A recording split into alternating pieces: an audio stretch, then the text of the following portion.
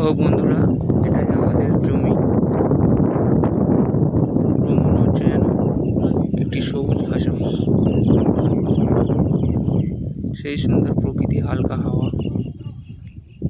Just অসম, beautiful. এক কথায় বলা হয় সুন্দর। প্রকৃতি সুন্দর, প্রকৃতি প্রেমী। এর থেকে সুন্দর মনে হচ্ছে আর কিছু হয় না।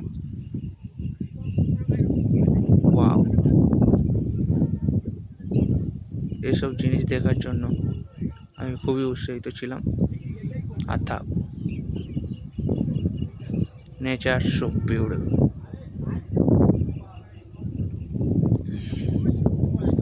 এই সেই জায়গা, যে জায়গা মধ্যিখানে রাস্তা, দুধারে মাঠ। ছোটবেলার কথা মনে পড়ে গেল।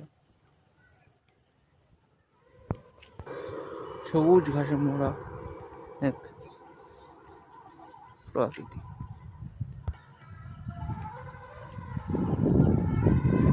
যেন মনে হচ্ছে সুন্দর পরিবেশ। মাঠে গরু ঘাস খাচ্ছে, আর সেই দৃশ্য আপনাদেরকে তুলে দেখাচ্ছি। কমেন্ট করে প্লিজ বলবেন কার কার এরকম প্রকৃতি ভালোবাসে। Nature so beautiful. আমি প্রকৃতিকে ভালোবাসি এবং ভালোবাসি।